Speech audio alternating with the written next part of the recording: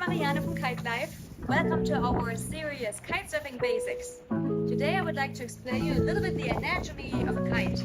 It's a little baby kite. It's just 4 meters. It's very good to start kitesurfing here in Astoria at least. We usually have strong wind.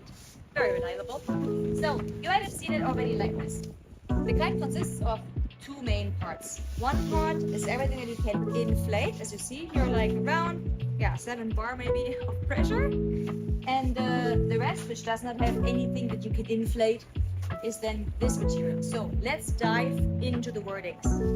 This main part that you're inflating with your pump, around 7 bar more or less, is called the leading edge.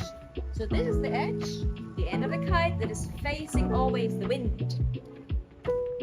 It also inflates the struts, the kind of ribs. So these are the struts. Bigger kites, they have more than 1 strut. They might have 1 here and there, maybe even 2 more. So 1 to maximum 5 struts. What is important when you're inflating a kite, you're not closing only on the valve here, but also here is a little mechanism that makes you close the valve. We explain in another video why this is important, but for now we just leave it open. And let's go into the next part. So, the part of a kite that you cannot inflate is called the canopy. This is kind of the material that makes the kite fly. In kite sizes, we always speak of square meters that covers the canopy. In this case, you see here 4 square meters. The bigger the kite, of course, the more power it has to pull on you. If you are kite surfing with strong wind, you use a smaller kite with less square meters of material that can actually catch wind and pull you. And with light wind, you would use simply a bigger kite that can pull a little bit more because it catches more wind and generates more power.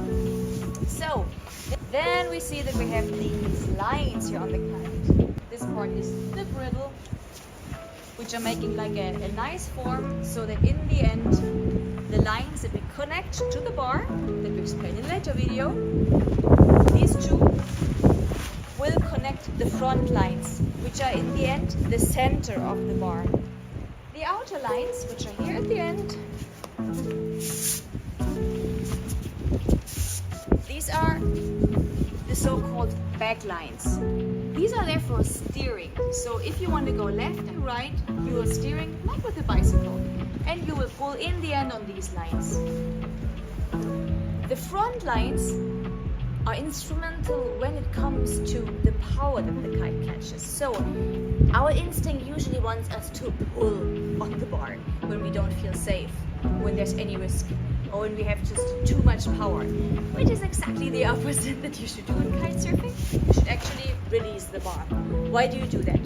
If you pull, you are pulling on the lines, and the kite goes from this position where the leading edge is here and the wind comes here to this position, which means it catches way more wind. If you just simply release the bar, the kite does this. It catches less wind and it is going up to the side somewhere into a safer position. If you are pulling, the kite catches more wind and also is, you call it back stalling. It's going like this on the water. You don't want this to happen. Okay, so everything what is inflatable here on the top is the leading edge. What looks a bit like ribs are the struts. The material that catches the wind is the canopy. And the other end, the opposite of the leading edge, that is called the trailing edge. So congratulations! Now you know how to call each part of a kite. If you need any other information, please feel free to comment and reach out to us at Kite Life. See you in the water.